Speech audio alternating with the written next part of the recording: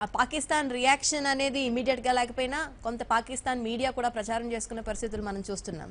So అక్కడ పూర్తి స్థాయిలో భారత బలగాలను తిప్పికొట్టామనే పెద్ద ఎత్తున చర్చ జరుగుతుంది. కానీ ఓ పక్కన చైనాతో కూడా డిస్కషన్స్ జరుగుతున్నాయి, చైనాతో కూడా సంప్రదింపులు జరుగుతున్నాయి అనే పరిస్థితులు అయితే మనం చూస్తున్నాం. ఒకవేళ చైనా పాకిస్తాన్తో కలిసి వచ్చే ప్రయత్నం చేస్తే సో ఇండియా కూడా మేజర్గా సిద్ధమవ్వాల్సిన పరిస్థితులు అయితే కనిపిస్తున్నాయి. కేంద్ర ప్రభుత్వం వీటన్నిటికీ సిద్ధపడే ఈ రోజు సర్జికల్ స్ట్రైక్స్ చేసిందనుకోవచ్చా? ఖచ్చితంగా వచ్చే పరిణామాలన్నింటినీ కూడా ఏ పరిణామాలైనా ఎదుర్కోవడానికి సిద్ధపడే కేంద్ర ప్రభుత్వం ఈరోజు పాకిస్తాన్ ప్రాంతంలోకి వెళ్ళి దాడులు చేసి ఆ తీవ్రవాదులను అంతమొందించడం జరిగింది. జైషే మొహమ్మద్ హెడ్ క్వార్టర్స్ ఏవైతే ఉన్నాయో వాటిన్నింటినీ కూడా సర్వనాశనం చేయడం జరిగింది. కృష్ణారావు గారు చాలా సీనియర్ వారు బ్యూరోక్రాటు, బార్డర్ సెక్యూరిటీ ఫోర్సులు పనిచేసిన వారు, చాలా అనుభజ్ఞులు. వారికి తెలిసినంత సమాచారం బహుశా మాకు ఎవరికి కూడా తెలిసి ఉండదు. అయితే ఒక విషయాన్ని నేను ఏకీభవిస్తున్నాను, war limited war and war on full scale. ఈ రోజు వార్ ఆన్ ఫుల్ స్కేల్ 1971 తర్వాత ఎప్పుడు కూడా పూర్తి స్థాయి యుద్ధం జరగలేదు.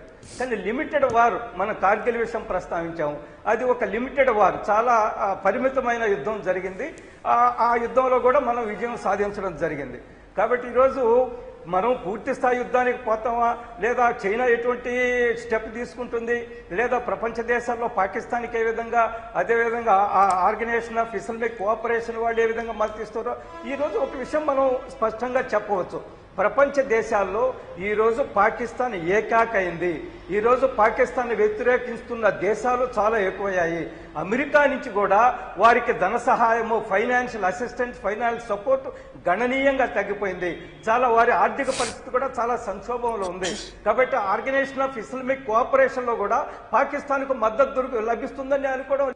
ఎందువలంటే అందులో ఉండే చాలా దేశాలు కూడా పాకిస్తాన్ తూర్పాన పట్టున్నాయి. వారి యొక్క వ్యవహార శైలి, అదేవిధంగా ఉగ్రవాదులకు ఏ విధంగా వారు ఓతమి ఇస్తున్నారనే విషయం కూడా ఆర్గనైజేషన్ ఇస్లామిక్ కోఆపరేషన్ లో కూడా స్పష్టంగా అనేక సార్లు చర్చ కూడా జరగడం జరిగింది. కృష్ణారావు గారు చెప్పారు, మొట్టమొదటిసారి మా విదేశాంగ మంత్రిని కూడా ఆహ్వానించడం జరిగింది.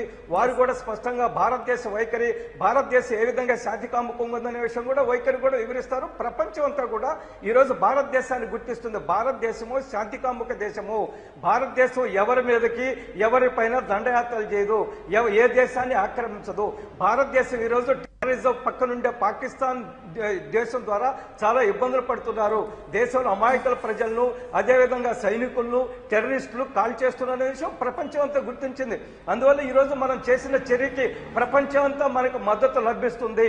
ఈ మద్దతులు లభించడం ఏదైతే ఉందో ఇది ఖచ్చితంగా మనందరం కూడా గర్వకారణం. భారతదేశానికి అంతా కూడా గర్వకారణం. ప్రపంచంలో అనేక దేశాలు ఈరోజు మనం తీసుకున్న ఈ సైనిక చర్య ఏదైతే ఉందో, ఈ విమానాల దాడి ఏదైతే, విమానాల చర్య ఏదైతే ఉందో మద్దతు ఇస్తున్నారు. కాబట్టి ఈరోజు ప్రపంచం అంతా భారతదేశంతోనే నిలబడి ఉందనే విషయంలో అనుమానపడవలసిన అవసరం లేదు. రెండవది, లక్ష్మీనారాయణ గారు ముందు మాట్లాడుతూ చైనా పాకిస్తాన్కి మద్దతు ఇవ్వడం లేదు, చైనా టెర్రరిజానికి మద్దతు ఇవ్వడం లేదని చెప్పారు. లక్ష్మీనారాయణ గారు, భారతదేశం అనేక సార్లు మసూద్ అజర్ ని టెర్రరిస్ట్ గా గుర్తించండి అని, కానీ చైనా ప్రతిసారి దాన్ని నిర్ద్వందంగా వ్యతిరేకిస్తున్నారు, తిరస్కరిస్తున్నారు.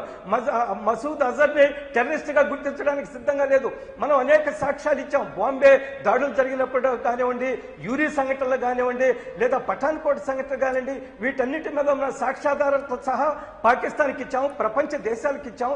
ఏ విధంగా జైషే మహమ్మద్ వాళ్ళ పాత్ర ఉంది, దాని అధినేత మసూద్ అజర్ ఏ విధంగా ఈ యొక్క ఉగ్రవాద కార్యకలాపాలకు ఊతమిస్తున్నాడు, ఏ విధంగా శిక్షణ తరగతులు నడుపుతున్నాడు, విధంగా ట్రైనింగ్ క్యాంప్స్ చేస్తుండో మనం స్పష్టంగా చెప్పినప్పటికీ కూడా చైనా ఈరోజు ఆయన్ని ఉగ్రవాదిగా, తీవ్రవాదిగా గుర్తించడానికి సిద్ధంగా లేదు. దీన్ని ఏ విధంగా మనం చూసుకోవాలా, ఇది ఏ విధంగా మనం పరిగణించాలా? ఇది స్పష్టంగా పాకిస్తాన్కి మద్దతు ఇచ్చినట్టే కదా, పాకిస్తాన్ యొక్క ఉగ్రవాద చర్యలను మద్దతు ఇచ్చినట్టే కదా ఆయన మసూద్ అజర్ని గుర్తించకపోవడం. కాబట్టి ఈరోజు చైనా కూడా పాకిస్తాన్ ఉగ్రవాదానికి మద్దతు ఇస్తున్నట్టుగానే మనం భావించాల్సి ఉంది.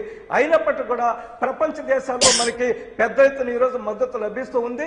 ఈ మద్దతు తోటి యొక్క మన సైనిక పాఠం ఏదైతే ఉందో వారి నైతిక శక్తి పెరుగుతుంది.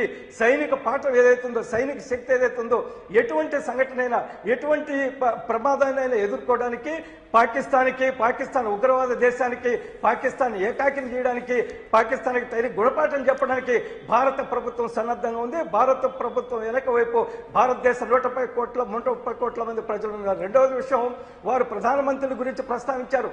రాజస్థాన్ లో వారు కిసాన్ సమ్మాన్ కార్యక్రమంలో పాల్గొంటూ రాజస్థాన్ ప్రభుత్వం మీద కొన్ని విమర్శలు చేశారు. దానికి మీరు మిగతా రాజకీయ పార్టీలకు ఎందుకు ముడిపెడుతున్నారు? దానికి ఉగ్రవాదుల మీద వైమానిక దాడులకు ఎందుకు మీరు దాన్ని ముడిపెడుతున్నారు? బొడిగుండికి మోకాలికి ముడిపెట్టినట్టుగా ఉంటుంది. ఆ రోజు రాష్ట్రంలో ఉండే పరిస్థితులు, వారి కిసాన్ సమ్మాన్ కార్యక్రమంలో పాల్గొంటూ రాష్ట్ర ప్రభుత్వం ఏ రైతుకు లబ్ధి చేకూరే విధంగా వ్యవహరించడం లేదని చెప్పారు. అదే సమయంలో మన యొక్క సైనిక పాఠవాన్ని, మన వైమానిక దాడుల్ని, మన యొక్క సైనికుల గొప్పతనాన్ని వారు అభినందించారు. దీనికి దానికి పెట్టవలసిన అవసరం లేదు. ప్రధానమంత్రి ఏ రోజు కూడా ఈ యొక్క సర్జికల్ స్ట్రైక్ గానీ లేదా వైమానిక దాడులు గానీ రాజకీయాలకు ఉపయోగించుకోవడానికి ఏ రోజు ప్రయత్నం చేయడం లేదు. దురదృష్టవశాత్తు ఈ దేశంలో ఉండే ప్రతిపక్ష పార్టీల వాళ్ళే దాన్ని రాజకీయం చేస్తున్నారు. సాక్ష్యాలు అడుగుతారు, సర్జికల్ స్ట్రైక్ సాక్ష్యాలు అడుగుతారు, సైనిక అధికారిని జనరల్ డయర్ తో పోలుస్తారు, లేదా సైనికులందరినీ కూడా రేపిస్టులుగా పోలుస్తారు. కొంతమంది ప్రతిపక్ష నాయకులు, రాజకీయ పార్టీ నాయకులు, ప్రధాన ప్రతిపక్ష పార్టీ నాయకులు మాట్లాడుతున్నారు. వాళ్ళు రాజకీయం చేస్తున్నారు, ప్రధానమంత్రి రాజకీయం చేస్తున్నా, ప్రజలు గమనిస్తున్నారు. రైట్ ఆంజనేయ రెడ్డి గారు, సో పాకిస్తాన్ నుంచి కూడా రియాక్షన్స్ కనిపిస్తున్నాయి. ఇప్పుడే ఇమ్రాన్ ఖాన్ కూడా, పాకిస్తాన్ ప్రధాని ఇమ్రాన్ ఖాన్ కూడా స్పందించడం జరిగింది. అనవసరంగా భారత్ వివాదాలు సృష్టిస్తోంది అంటూ కూడా ఇమ్రాన్ ఖాన్ వ్యాఖ్యానించడం జరిగింది. ఇంకా మరోవైపు రేపు పాకిస్తాన్ ఉభయ సభలు కూడా సమావేశం అవ్వబోతున్నాయి. సో పెద్ద ఎత్తున హై లెవెల్ కమిటీస్ మీటింగ్ జరగబోతున్నాయి. ఏం చేయాలనే అంశాలకు సంబంధించి కూడా నిర్ణయాలు తీసుకునే అవకాశం కనిపిస్తున్నట్టుగా కూడా పాక్ మీడియా చెప్తోంది. సో ఇప్పుడు ఒకవేళ దౌత్యపరంగా ఏమైనా ఇంటర్నేషనల్ ప్లాట్ఫామ్ పైన భారతదేశానికి ఒకసారి దాడి చేసిన నేపథ్యంలో ఇబ్బందికరమైన పరిస్థితులు తప్పకుండా తలెత్తే అవకాశం ఉంది. సో దీన్ని ఏ విధంగా ఎదుర్కోబోతున్నారు? సో టూ ఫోల్డ్ రెండు అంశాలు, ఒక పక్క యుద్ధం, ఒక పక్క దౌత్యానికి సంబంధించి కూడా మనం బ్యాలెన్స్ చేసుకుంటూ రావాల్సిన పరిస్థితులు అయితే గమనిస్తున్నాయి. ప్రజలైతే నిజంగానే ఈ రోజు జరిగిన దాడిని ప్రతీకార చర్యగా చూస్తున్నారు. సో దీన్ని అందరూ అభినందిస్తున్నారు. కానీ ఒక్కసారి ఇంటర్నేషనల్ ప్లాట్ఫామ్ పైన భారతదేశం ఈ రోజు చేసిన చర్యకు సంబంధించి సో మాట్లాడాల్సిన పరిస్థితులు అయితే, డిఫెండ్ చేసుకోవాల్సిన పరిస్థితులు అయితే ఉన్నాయి. సో ఏం చేయబోతున్నారు? సో దానికి కూడా వ్యూహం సిద్ధం చేసుకుందంటే ఏం చెప్తారు కేంద్ర ప్రభుత్వం?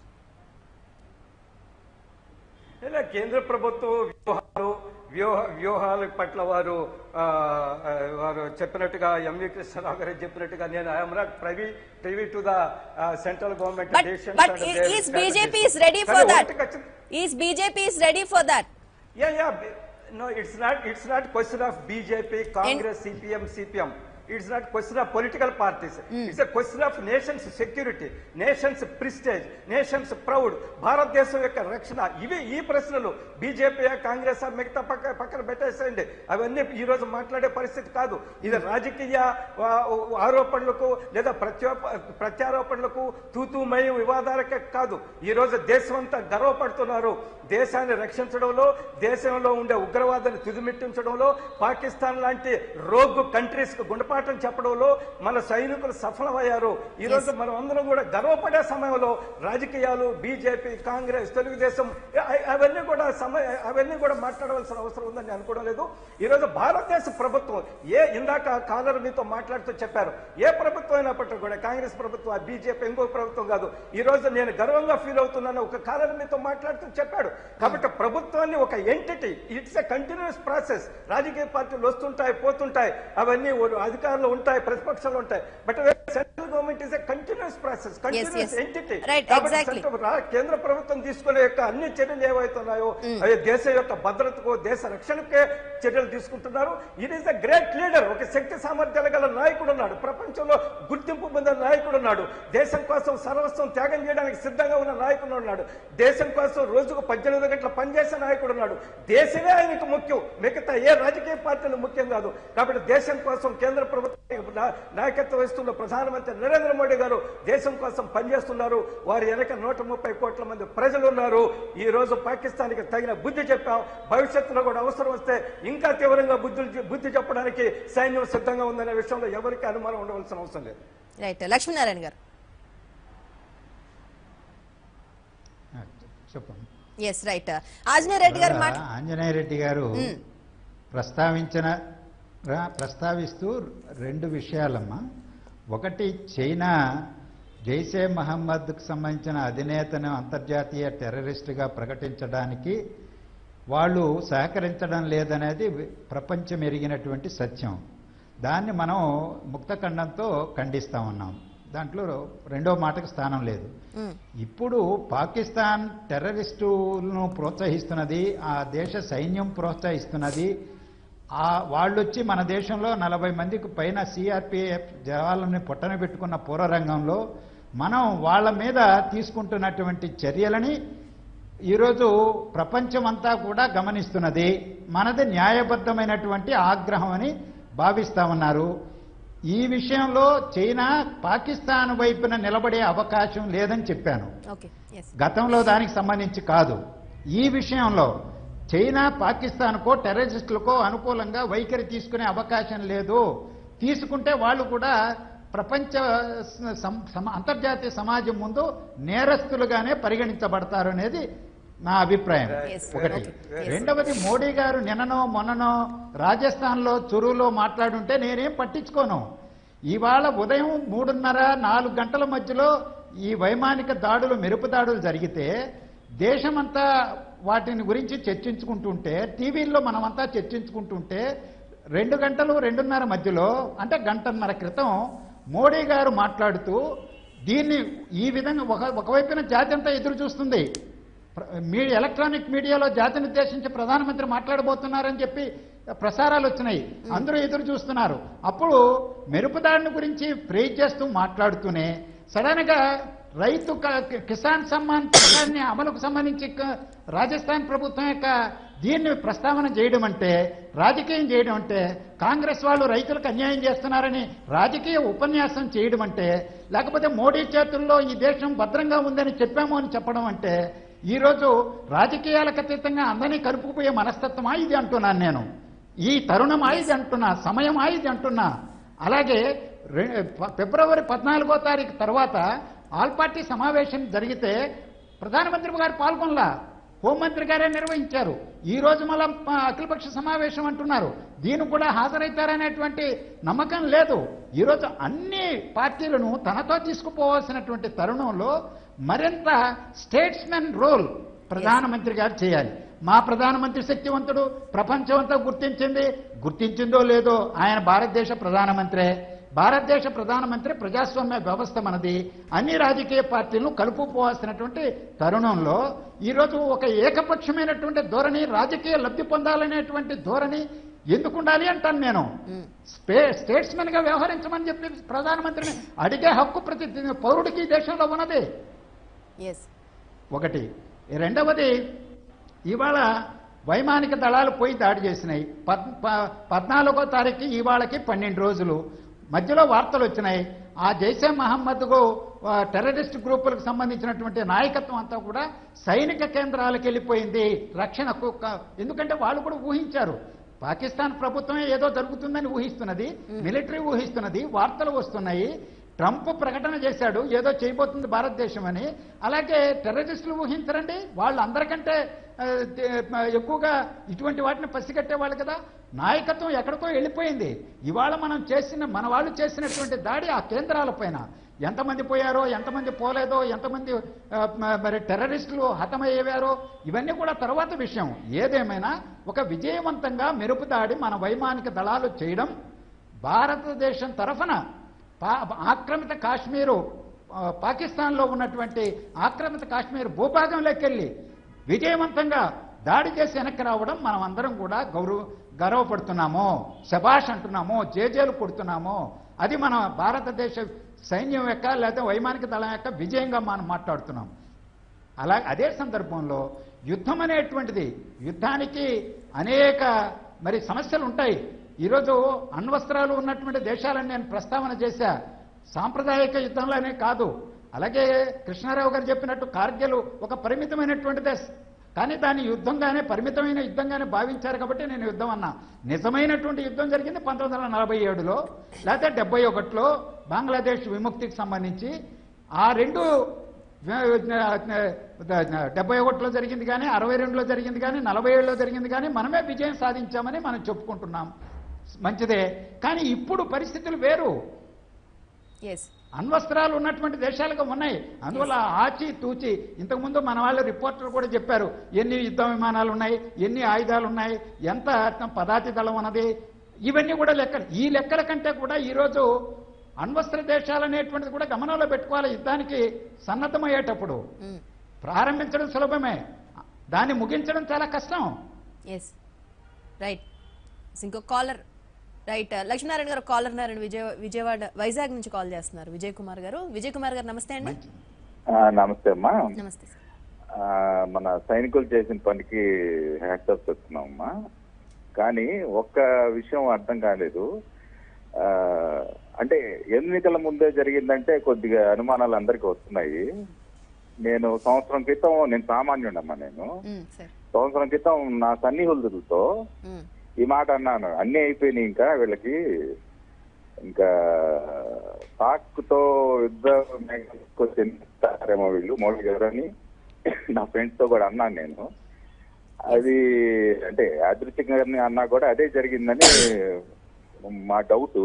అందుకని మన సైనికుల్ని అనుమానించట్లేదు మేము, కానీ రాజకీయ పరిస్థితులు చూస్తే అందుకే వచ్చిందేమో అని మాకు డౌట్ వచ్చిందమ్మా. ఇంకేం లేదా చెప్దామని కాల్ చేస్తున్నాం. ఆంజనేయ రెడ్డి గారు, మీరు గమనించుకోండి కొంచెము, మిగతా వాళ్ళ మీద పడటం కాదు.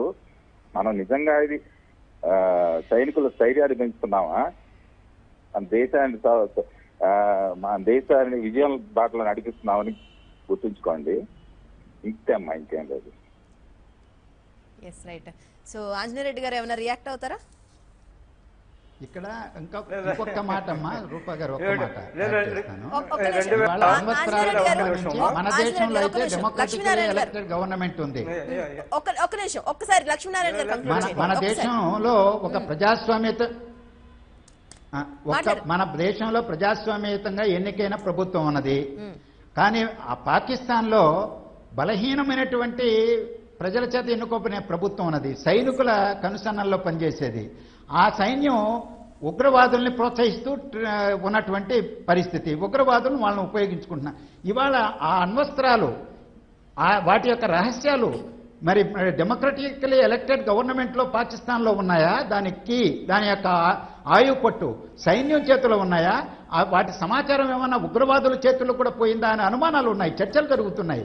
అందువల్ల మనం ఏదో ఆవేశంకి పోయి రక్తం ఉడికిపోతున్నది అది ఇదని గొప్పలు చెప్పుకొని మనం ఏదో యుద్ధానికి పోదాం, మటుమాయం చేద్దాం, ప్రపంచ పటంలో లేకుండా చేద్దాం. పాకిస్తాన్ అంటే ఏ దేశాన్ని ప్రపంచ పటంలో ఎవరూ చేయలేరు. ఇప్పుడు ఒక చిన్న దేశమే ఉత్తర కొరియా, అమెరికా లాంటి దేశమే దిగొచ్చి చర్చలకు వచ్చింది. కారణం ఏంటి? ఈరోజు అణ్వస్త్రాలు అనేటువంటివి అంత ప్రమాదకరమైనటువంటి శక్తిగా తయారై కూర్చున్నాయనేటువంటిది మనం గమనంలో పెట్టుకోవాలనేటువంటిదే. పాకిస్తాన్ చేసే చర్యలని ఎవరు, లేకపోతే వాళ్ళ సైన్యం చేసేటువంటి కవ్వింపు చర్యల్ని, ఉగ్రవాదానికి సంబంధించి పోరాటాన్ని ఎట్టి పరిస్థితుల్లోనూ రాజీ లేకుండా కొనసాగించాల్సిందే. కానీ ఏంటి, దేశం మొత్తం తీసుకెళ్లడం, రాజకీయాలకు అతీతంగా అన్ని పార్టీలను తీసుకెళ్లడం, అది స్టేట్స్మెన్ గా ప్రధానమంత్రి చేయవలసినటువంటి బాధ్యత అని చెప్తున్నాం, అంతే. రైట్. ఆంజనేయ రెడ్డి గారు, నేను మొదట్లో ప్రారంభంలోనే చెప్పానమ్మా, భారతదేశము శాంతి కాముక దేశము. భారతదేశ సంస్కృతిలో, భారతదేశ చరిత్రలో ఏ దేశం మీద దాడి చేసినట్టు కానీ, లేదా కత్తులు తుపాకులు చేతులు పట్టుకుని మత గ్రంథాలు పట్టుకుని మత వ్యాప్తి చేసినట్టు కానీ భారతదేశ చరిత్ర లేదు. మన రక్తంలోనే మనం అందరినీ కూడా గౌరవించే యొక్క సంస్కృతి మనది. మనం స్పష్టంగా కట్టుబడి ఉన్నాము. No first use. మనం మీకు పెద్దలకు తెలుసు, నో ఫస్ట్ యూజ్. భారతదేశ ప్రభుత్వం, భారతదేశం ఏ ప్రభుత్వం ఉన్నప్పటికీ కూడా ఈ దేశము నో ఫస్ట్ యూజ్ అనే దానికి మనం కట్టుబడి ఉన్నాము. అదే సమయంలో మన మీద దాడులు చేస్తూ ఉంటే, మనల్ని అవమానిస్తూ ఉంటే, మన యొక్క సైనికులు చంపేస్తూ ఉంటే, మన అమాయక పౌరులు చంపేస్తూ ఉంటే, బాంబే మీద దాడులు చేస్తూ ఉంటే, పార్లమెంట్ మీద దాడులు చేస్తూ ఉంటే మనం చేతులు కట్టుకొని శాంతి కాముకులము, మేము దౌత్యం ద్వారా విజయం సాధిస్తాము, మేము డిప్లొమసీ ద్వారా విజయం సాధిస్తామని చెప్పడం ఏదైతే ఉందో అంతకంటే అర్థం లేని పని, అంతకంటే తెలివి తక్కువ పని లేదు. అవతల వ్యక్తి యుద్ధం కోరుకుంటున్నాడు, యుద్ధం ద్వారా మన మీద దాడి చేయడానికి ప్రయత్నం చేస్తున్నప్పుడు దౌత్యం పని చేయదు. మనం యుద్ధంతోనే సమాధానం చెప్పాలా. అదే సమయంలో భారతదేశము యుద్ధకాంక్షి కాదు, యుద్ధ పిపాసి కాదు. భారతదేశం శాంతి కాముక దేశము. భారతదేశాన్ని రెచ్చగొడితే, భారతదేశం ఎవరైనా యుద్ధం చేయడానికి ప్రయత్నం చేస్తే ప్రపంచం అంతా తిరిగి మేము శాంతి కాముకులు అని చెప్పుకుంటూ పోతే ఏది జరగదు, అదే సరైనది కాదు. Right, okay, right. పుల్లారావు గారు ఉన్నారు. డాక్టర్ పుల్లారావు గారు సీనియర్ అనలిస్ట్ ఢిల్లీ నుంచి మనకు ఫోన్ లైన్ లో అందుబాటులో ఉన్నారు. పుల్లారావు గారు, సో ఢిల్లీలో ఇంకా పెద్ద ఎత్తున చర్చలు జరుగుతున్న నేపథ్యం ఏమన్నా కనిపిస్తోందా? సో ఒక్కసారి పాకిస్తాన్ కౌంటర్ అటాక్ స్టార్ట్ చేస్తే ఏ విధంగా రియాక్ట్ అవ్వాలి అనే అంశాలకు సంబంధించి ద లాంగ్ ఎల్ఓసి దగ్గర కావచ్చు, ఇక మిగతా ప్రాంతాల్లో కావచ్చు, పాకిస్తాన్ ఎలాంటి చర్యలు దిగుతుంది? సో వాళ్ళు కూడా ఎయిర్ ద్వారా ఏమైనా అటాక్ చేస్తే ఏ విధంగా రియాక్ట్ అవ్వాలి అనే అంశాలకు సంబంధించి కూడా చర్చలు జరుగుతున్నాయా? సో అలాంటి అవకాశాలు ఉన్నాయా? భారతదేశం మరోసారి అటాక్ చేసే అవకాశాలు కనిపిస్తున్నాయా? భారతదేశం అటాక్ చేయకముందు పాకిస్తాన్ ఏం చేస్తుందో మనం ఎదురు చూడాలి. పాకిస్తాన్ తప్పకుండా ఏదో రకంగా మనకి జవాబు చెప్పాలి. ఫస్ట్ పుల్వామా అవ్వేక ఇది మన జవాబు. భారతదేశం నీళ్ళు ఆఫ్ చేస్తానని తీసుకున్న తర్వాత ఇది మన రెస్పాన్స్ ఇచ్చాం. అది కూడా మొదటిసారి పాకిస్తాన్ మన కశ్మీర్ లో ఆక్రమించింది కాదు, పాకిస్తాన్ లోపలికి వెళ్ళి ఒక టెర్రరిస్ట్ సైట్ ఉన్నారో లేదో తర్వాత బయటకు వస్తాయి, అది బాంబ్ చేశారు. ఈ పరిస్థితిలో పాకిస్తాన్ రేపు యునైటెడ్ నేషన్స్ కి వెళ్తున్నాం అన్నీ చెప్పారు. కానీ పాకిస్తాన్ కూడా మనకి తిరిగి ఎయిర్ ఫోర్స్ ద్వారా జవాబు ఇవ్వకపోతే, ఏదో చేయకపోతే వాళ్ళ పరువు నష్టం వస్తుంది, చాలా కష్టాలు వస్తాయి. కశ్మీర్ లో వాళ్ళ పరువు పోతుంది, ఇతర ప్రాంతాల్లో పరువు పోతుంది. కాబట్టి నా అభిప్రాయంలో ఇది ఈవేళ రేపుతో ఆగే పరిస్థితి లేదు. వాళ్ళు జవాబు ఇవ్వాలి, అప్పుడు మళ్ళీ భారతదేశం జవాబు ఇవ్వాలి. దీని మధ్యన ఇతర దేశాలు వచ్చి మీరు మాట్లాడుకోండి, ఇది ఆఫ్ చేయండి అనే పరిస్థితి కూడా ఉన్నది. సో ఇలాంటి పరిస్థితుల్లో ఏదవుతుందో రేపు మనం ఇంకా చెప్పలేం. కానీ తలుపుల వెనకాల ఇతర దేశాలు, ఇతర ప్రభుత్వాలు ఎన్నో ప్రయత్నాలు మధ్యం చేసి ఆఫ్ చేయటాన్ని మాట్లాడుకోండి చేసే తగ్గించే అవకాశం కూడా ఉన్నది. అన్నిటికంటే ముఖ్యం వచ్చిన విషయం ఏంటంటే ఇది ఎలక్షన్ సమయం భారతదేశంలో స్టార్ట్ అయింది. కాబట్టి మనం ఆలోచించుకోవాల్సింది భారతదేశం ఎలాంటి జవాబు ఇస్తుంది అని. అక్కడ ఉగ్రవాదీలు కూడా వాళ్ళకి ఆలోచనతో చేశారా, పాకిస్తాన్ ప్రభుత్వం ఏజెన్సీస్ తో కలిసి చేశారా, అది ఇంకా బయటికి రాలేదు. అందువల్ల ఈ వేళ ఆగేది లేదు. రేపు అవతలెల్లుండా ఇది డైరెక్ట్ గా మాట్లాడుకునే వరకు పాకిస్తాన్ ఇండియా ఇది టెన్షన్ పెరుగుతూ ఉంటుంది. పాకిస్తాన్ రేపో మాపో చేయకపోయినా వారం రోజుల్లో అయినా మాటల్లో బిగన్ చేయకపోతే, టాక్స్ బిగన్ చేయకపోతే వాళ్ళు మాత్రం రియాక్ట్ అవ్వటం ఖాయం, లేకపోతే చాలా కష్టం. తర్వాత అన్నిటికంటే ముఖ్యమైన విషయం, పాకిస్తాన్ కూడా న్యూక్లియర్ వెపన్లు ఉన్నాయి కాబట్టి, ప్రపంచంలో ఒక న్యూక్లియర్ వెపన్ స్టేట్ కాబట్టి ఏదో స్టేజ్ లో మేము న్యూక్లియర్ వెపన్స్ వాడతాం అనే మాట వాడుతారా లేదా, ఆ మాట వాడితే ప్రపంచంలో ఇంకో ఇబ్బంది వస్తుంది వాళ్ళకి. సో ఇది చాలా ఒక విశేషమైన పరిస్థితి. ఇది సామాన్యంగా ఒక 30-40 సంవత్సరాల్లో మనకి పాకిస్తాన్ జరిగినప్పుడు ఎలా జరిగింది, మనకి ఎక్కువ ప్లేయర్లు ఉన్నాయి, వాళ్ళకి తక్కువ ఉన్నాయి, మనకి సైన్యం ఉంటుందో అది కాదు. ఇవాళ ఇది పవర్ పాలిటిక్స్. వాళ్ళ నెక్స్ట్ స్టెప్ ఏమిటి, ఏ రకంగా చేస్తారు, సో మనం కొంచెం ఎదురు చూస్తూ ఉండాలి. Yes, right. పుల్లారావు గారు, ఇంకొక ప్రధానమైన అంశం, సో నాన్ మిలిటరీ ఆపరేషన్స్ గా దీన్ని చూపించడానికి కారణం ఏంటి? Chief air marshal Birender Singh మాట్లాడుతూ కూడా దీన్ని పూర్తిగా నాన్ మిలిటరీ ఆపరేషన్స్ కూడా చూడాలని చెప్పారు. సో దీనికి కారణం ఏంటి? ఒకటి, మిలిటరీ ఆపరేషన్స్ అంటే మనం యుద్ధం డిక్లేర్ చేయాలి పాకిస్తాన్ మీద, ఏదో కారణం ఇవ్వాలి.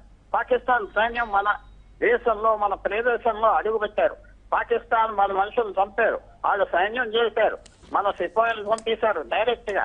ఆ పరిస్థితి డిక్లరేషన్ ఆఫ్ వార్, యుద్ధం డిక్లేర్ చేయడానికి కొన్ని పరిస్థితులు ఉంటాయి.